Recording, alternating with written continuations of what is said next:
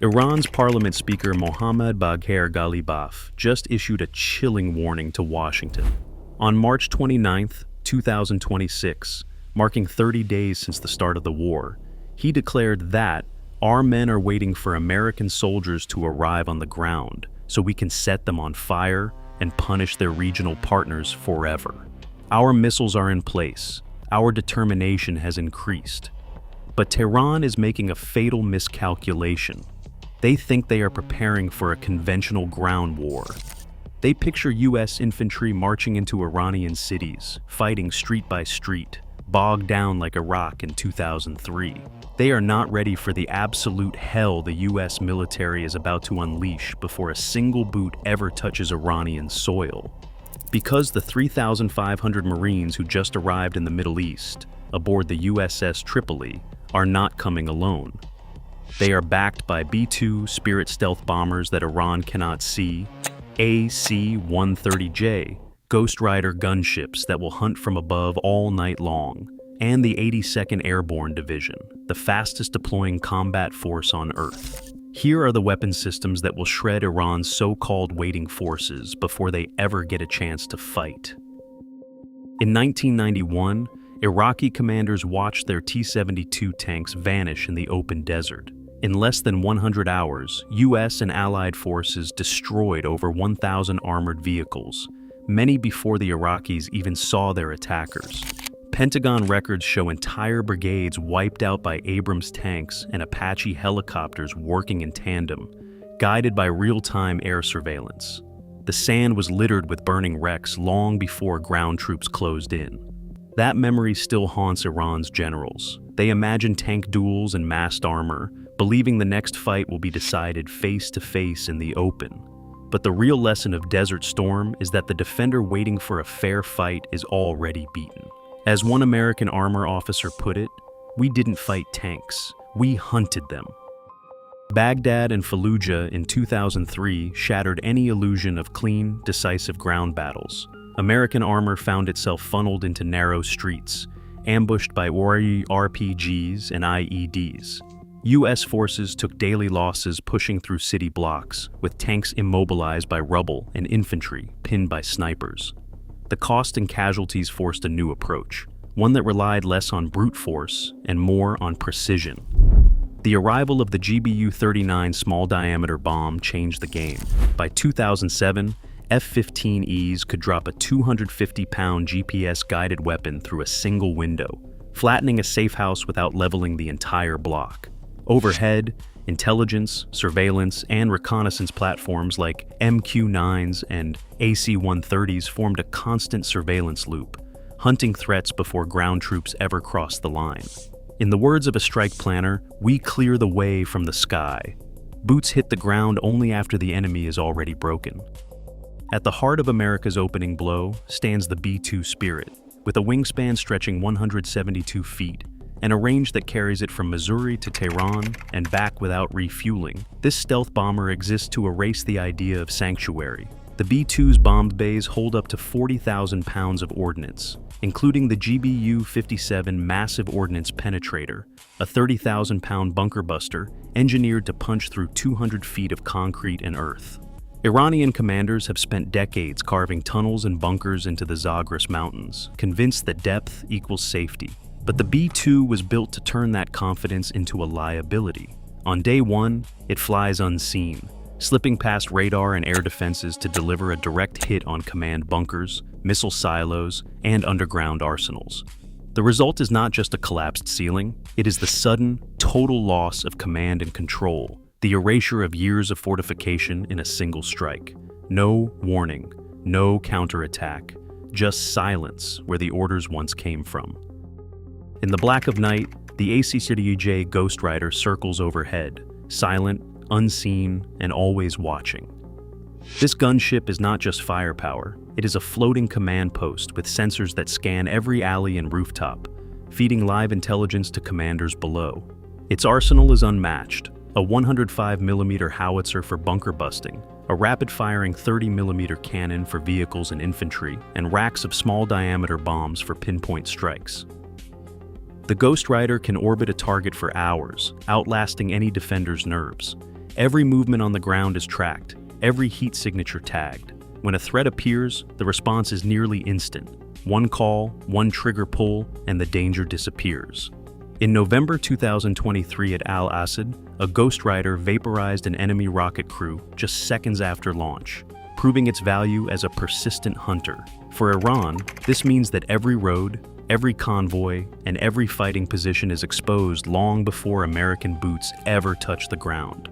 The AC-130J does not wait for permission.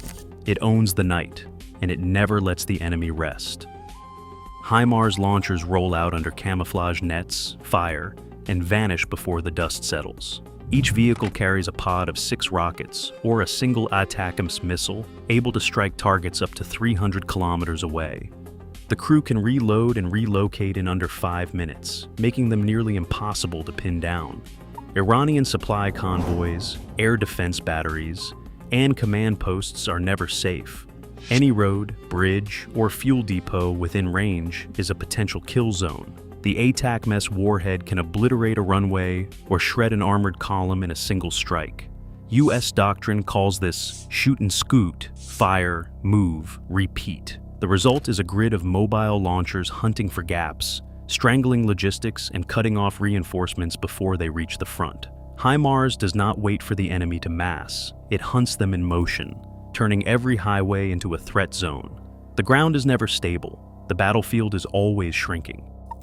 The M1A2 SCPV-3 Abrams weighs in at 73 tons, a slab-sided brute purpose-built for the kind of fight Iran thinks it is ready for. Its 120mm smoothbore gun can punch through enemy armor at over 2 miles, firing depleted uranium rounds that turn steel targets into molten wreckage. Iranian T-72s and Karars, relics of Soviet engineering, do not stand a chance in open combat. But brute force alone is not enough. Modern Abrams tanks now come equipped with trophy active protection systems, radar-guided interceptors that detonate incoming anti-tank missiles before they reach the hull. In urban chaos or open desert, this means the first shot rarely counts against American armor. Above the tanks, the AH-64 Apache prowls as both shield and spear. Its Hellfire missiles reach out to 8 kilometers, hunting enemy tanks, artillery, or anything that dares to move. The Apache's night vision and thermal sights make darkness irrelevant, and its 30mm chain gun can carve through bunkers or infantry positions with surgical precision. Working in tandem, Abrams and Apaches do not just break lines, they exploit gaps, rolling through shattered defenses while the enemy is still reeling. By the time Iranian commanders realize the ground battle has begun, the decisive blows have already landed. The tanks and helicopters are not the tip of the spear, they are the hammer that finishes what air power and precision strikes have already started. The 31st Marine Expeditionary Unit rides into theater aboard the USS Tripoli, a floating fortress packed with 3,500 Marines, sailors, and enough firepower to seize any shoreline in reach. This is not an invasion force waiting for a beachhead. It is a rapid strike team built to hit where Iran least expects it. The Tripoli's aviation deck bristles with F-35B stealth fighters and MV-22 Osprey tilt rotors, giving commanders the ability to launch jets and helicopters from sea to shore in under an hour. Each Osprey can carry a full platoon over 400 miles, bypassing minefields and coastal defenses to drop Marines directly onto critical targets. Karg Island, the lifeblood of Iran's oil exports, sits just 200 miles from the Tripoli's anchorage. A single battalion can launch from the ship, seize the island's terminals, and hold out for 15 days without resupply. That is long enough to cripple Iran's economy and shatter any hope of a quick counterattack. The Marine Expeditionary Unit's aviation combat element delivers close air support, medevac, and resupply on demand, keeping the Marines supplied and lethal far from friendly ports. For Tehran's planners, fixated on tank columns and trench lines, the threat comes from the sea and sky. By the time ground defenders react, the Marines are already inside the wire, cutting off oil flow and opening a second front before the main force even lands.